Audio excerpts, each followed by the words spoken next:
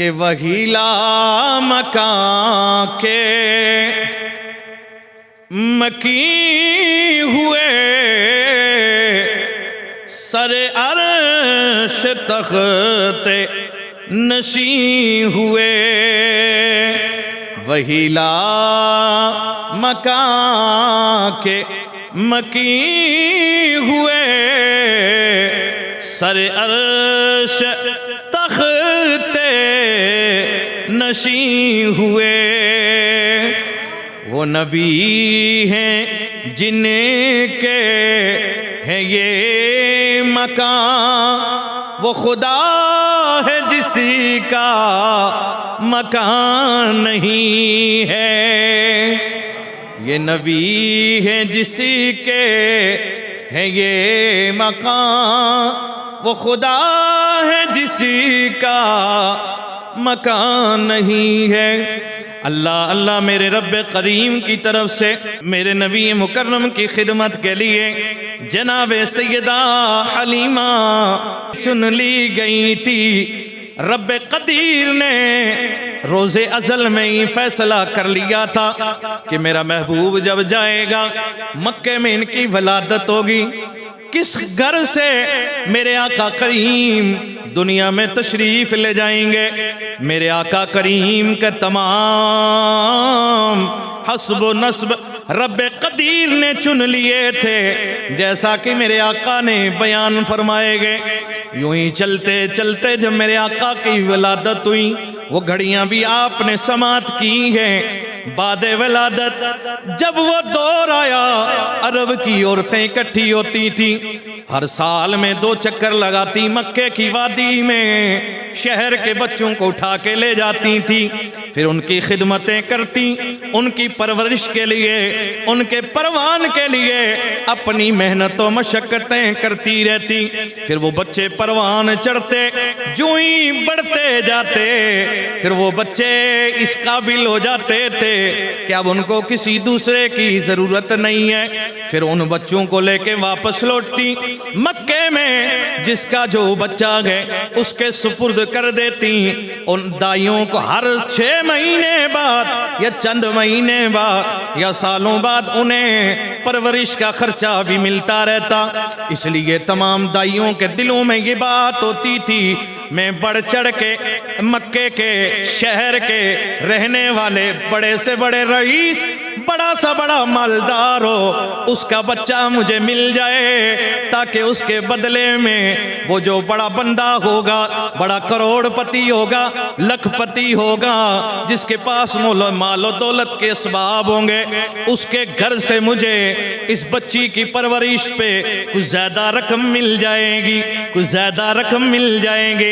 ये इरादा, ये सोच लेके बनी साद कबीले से जो दाइयां चली थी, क्योंकि इलाका उजड़ चुका था, इस बस्ती में कैद साली आ गई थी, वीराने खत्म हो गए थे, सब्ज़ारे खत्म हो गए थे, वहां की बहारें खत्म हो गई, दरख्तों के तने खुश्क हो गए, फूल जड़ गए, पत्ते सड़ गए, इलाके और बस्ती के अंदर हरियाली खत्म हो गई।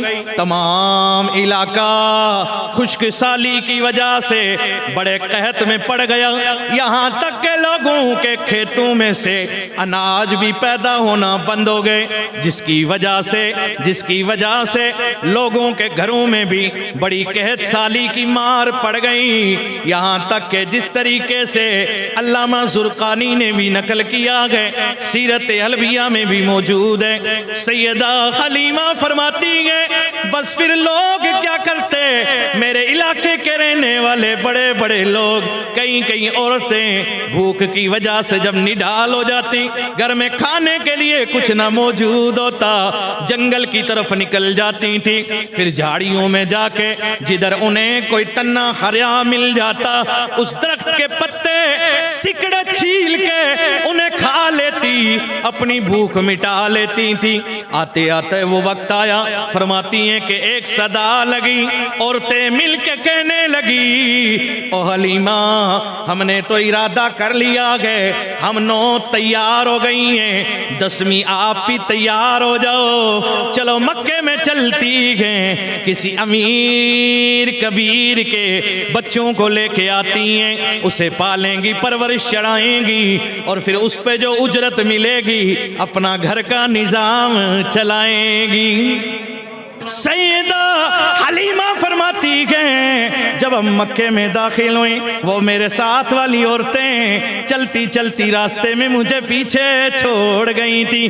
कहने लगी कि हलीमा तेरा साथ देते देते हम इस कदर पीछे रह गई हैं कि दाएं बाएं की दाइयाँ मक्के के बड़े बड़े रईसों अमरा के जितने बच्चे गए उन्हें लेके चले जाएंगी, फिर हमें उन यतीम मुंह से रहे हुए बिछड़े हुए बच्चों के लेने पर क्या माल मिलेगा, क्या उजरत मिलेगी। ओ हलीमा इजाजत हो तो आगे निकले जाएं। सैयदा हलीमा फरमाती हैं, मैंने कहा जाओ जाओ जाओ जाओ, मैं तुम्हें मजबूर नहीं करती हूँ। फरमाती हैं हलीमा मेरी आंखों में आंसू आए, मैंने गिड़गिड़ा के अर्ज किया, ए अल्लाह मेरे पीछे रहने की वजह की गई है कि मेरी सवारी बड़ी लागर है, बड़ी कमजोर है, बड़ी ज़ईफ है, चल नहीं सकती है, उठती है तो बैठती है, फिर चलती है तो फिर बैठती है, फिर चलती है। मेरे साथ मेरे शोहर हारिस भी है, मेरा बेटा अब्दुल्ला भी है। चलते चलते मक्के में पूछी, और जितने बड़े बड़े लोगों के बच्चे थे वो दाइयाँ ले चुकी थी। मैं जो ही मक्के में दाखिल हुई वो कहने लगी, ओ हलीमा हमने तो लोगों के बच्चे छांट के ले लिए गए, अब सिवाय यतीमों के, सिवाय उन गरीबों के कोई बच्चा नहीं है जिसके बदले में कुछ माल मिले और कुछ दौलत मिले।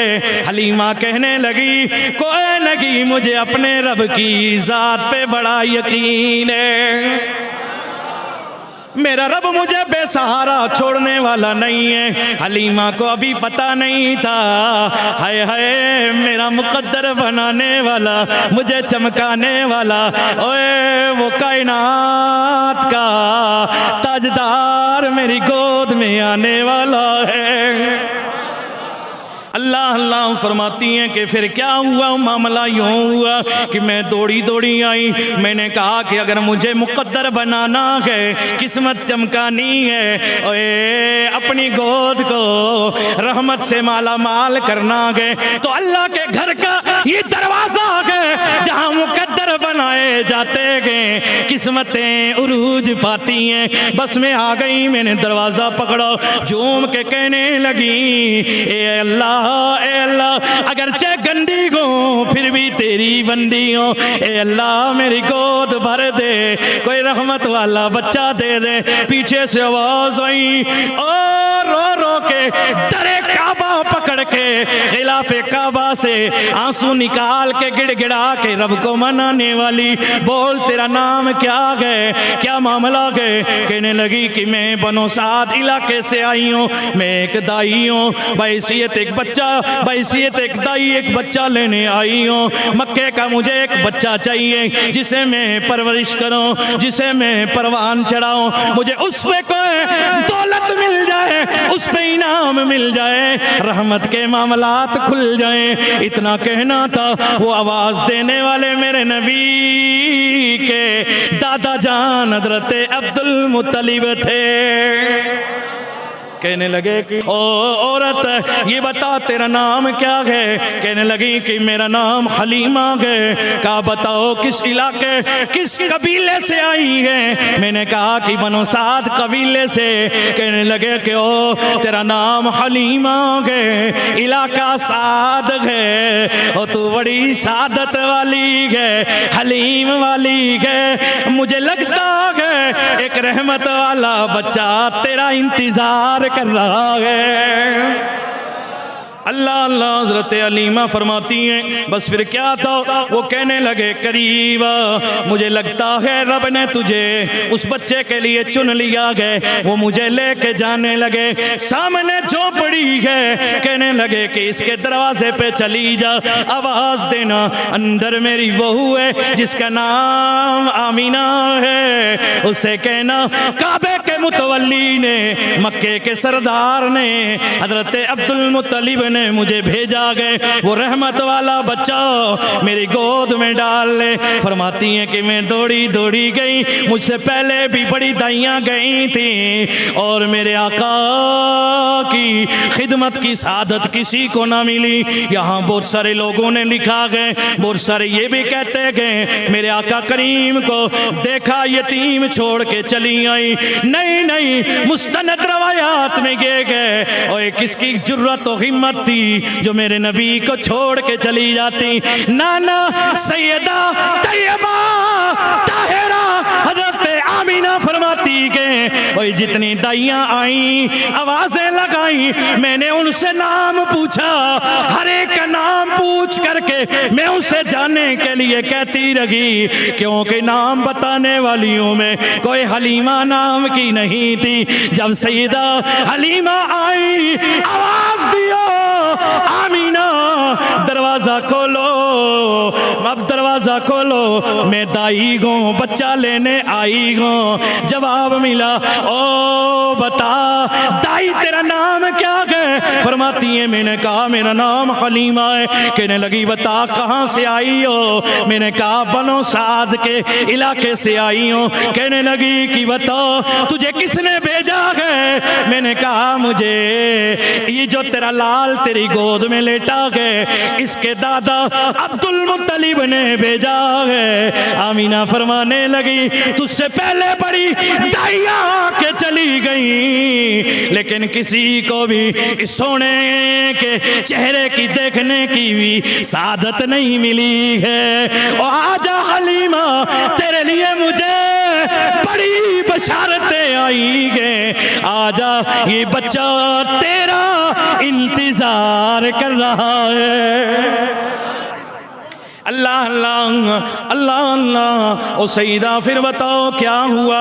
हजरत हलीमा फरमाती हैं मैं दरवाज़ा खुला, सैयदा आमीना ने मुझे अंदर बुला लिया। फरमाती हैं कि दरवाजे के बाहर ही थी, मुझे खुशबुएं आने लगी, खुशबुएं महकने लगी। मैं अभी बाहर ही थी, जो ही दरवाज़ा खुला अंदर गई, मुझको अंबर की कस्तूरी की खुशबुएं आने लगी। फिर मैंने कहा आमीना ज़रा मुझे वो सोना तो दिखा दे। सईदा आमीना खुश हो गई, मुझे सीने लगाया, अंदर ले गई। मैंने देखा अल्लाह के रसूल जहाँ लेटे हुए थे, जिस पंगोड़े में आराम कर रखे थे, सफ़ेद ऊनी लिबास एक चादर में लिपटे हुए थे और वो जिस्म से मुझको कस्तूरी हो अंबर की खुशबुएं फूट रही थी। अब जो चेहरे से सैयदा आमीना ने कपड़ा हटाया, मेरी नजर पड़ी, मैंने नूर निकलते देखा और फिर सोने की आंखें खुली, नजर मुझ पे डाली और चेहरे पे मुस्कुराहट आ गई है। हुजूर मुस्कुराने लगे। सैयदा आमीना ने उठा के ये रहमत वाला बच्चा मेरी गोद में रख दिया। कहने लगी ये बच्चा किसी दाई का हरगिज दूध पीने वाला नहीं है, और अल्लाह ने जिस दाई को इसके लिए मुकर्रर कर रखा है ये उसी का दूध पिएगा। और हलीमा अगर तेरा दूध इसने कबूल कर लिया तो तुझे बच्चा दे दिया जाएगा, और अगर नहीं पिया तो नहीं मिलेगा। फरमाती हैं कि मैंने दाएं तरफ का पिस्तान दूध हुजूर के सामने पेश किया, अल्लाह के रसूल मोहब्बत से पीने लग गए। पीते पीते मैंने जुई बच्चे को पलट के बाएं तरफ का दूध देने लगी, ओए अल्लाह के रसूल ने दूध नहीं पिया, बाएं तरफ का नहीं पिया। और हलीमा कब तक नहीं पिया? फरमाती है कि साले रज़ात के जो लम्हात थे उनमें कभी भी दूध आखिर वक्त तक जब तक अल्लाह के रसूल पीते रहे, सिर्फ दाएं तरफ का दूध शुरू किया, उसी पे खत्म किया, कभी भी दूसरी तरफ का दूध नहीं पिया। और हलीमा क्यों? मेरे आका खुद फरमाते गए, लोगों मुझे जब मेरी रज़ाई माँ हलीमा ने मुझे दाएं तरफ का दूध दिया, मैंने कबूल कर लिया, बाएं तरफ का दिया मैंने कबूल नहीं किया। या रसूल अल्लाह क्यों? मेरे नबी ने फरमाया, मैं दुनिया में अदलो इंसाफ कायम करने आया हूँ। मुझे पता था बचपन में ही मुझे पता था कि ये दाएं तरफ का हक मेरा है, बाएं तरफ का हलीमा का दूसरा बेटा अब्दुल्ला है, ये उसी का है। और दुनिया अंधी पैरी हो गई है। वो लोग जो ये कहते गए हुजूर को ये खबर नहीं, हुजूर को वो पता नहीं, और वो लोग कितने बदकिस्मत हैं। अल्लाह अल्लाह, मेरे आका करीम जब पैदा हुए मेरे नबी ने 7 दिन दूध अपनी वालदा का पिया, फिर थोड़े दिन सुवेबिया का दूध पिया, उसके बाद मेरे आका ने हलीमा का दूध पिया। और पीते गई मेरे नबी के बता रहे गए, इधर का हिस्सा मेरा है, उधर का अब्दुल्ला का है। लोग कहते हैं कि नहीं नहीं, नबी को ये खबर नहीं, वो खबर नहीं। और कुर्बान जाओ उस नबी पे जिसको अल्लाह ने सारी कायनात का अपनी अता से मालिक व मुख्तार बना दिया है। उसे तो पैदा होते ही ये खबर भी है कि इनका दूसरा बेटा अब्दुल्ला भी है, उधर का दूध वो पिएगा, इधर का दूध वो पिएगा। और जो पैदा होते ही अदलो इंसाफ के तराजू में दुनिया में ये फैसला कर रखा है कि ये हक किसी का है, मैं इसमें खयानत नहीं करूंगा।